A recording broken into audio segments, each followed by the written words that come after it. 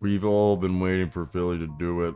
So they've got several trade pieces: Marcus Morris, Nick Batum, Robert Covington, KJ, not RJ, KJ Hampton, and Furkan Korkmaz.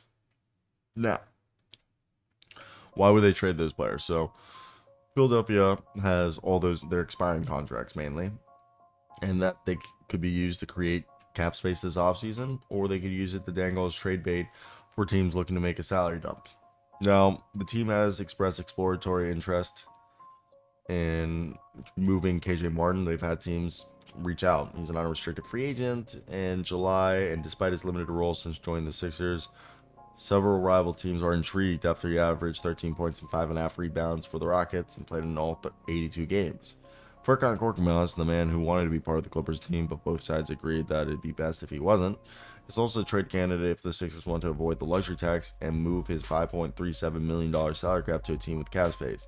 Marcus Morris, Nick Batum, and Robert Covington bring up your salary to 37. And realistically, DeMar DeRozan and Zach LaVine are the guys that they could go after. I don't think there's really going to be a big market out there for like stars. So, I mean, unless I really think they're going after DeMar or Zach LaVine. I mean, DeMar gives up a playmaker, but he is on an expiring deal.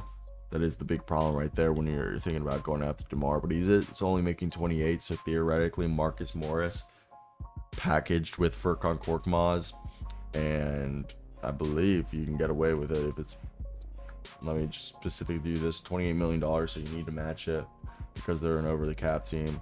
So Marcus Morris with Furkan Korkmaz brings you to about 22, which means you're about $6 million short, which means Daniel House packaged with Daniel House, Furkan Korkmaz right there brings you about 9.6 or 9.7. So Marcus Morris, that's 26.8, and then you can throw in Jaden Springer as a sweetener, and that brings you to about $29 million right there. So Jaden Springer, Furkan Korkmaz, and Daniel House and Marcus Morris, those four players for DeMar DeRozan. Maybe throw in like one pick that you could walk away with actually like a realistic deal right there. That's like not a bad deal whatsoever. What do you guys think? Okay, like Philadelphia is definitely a funny team.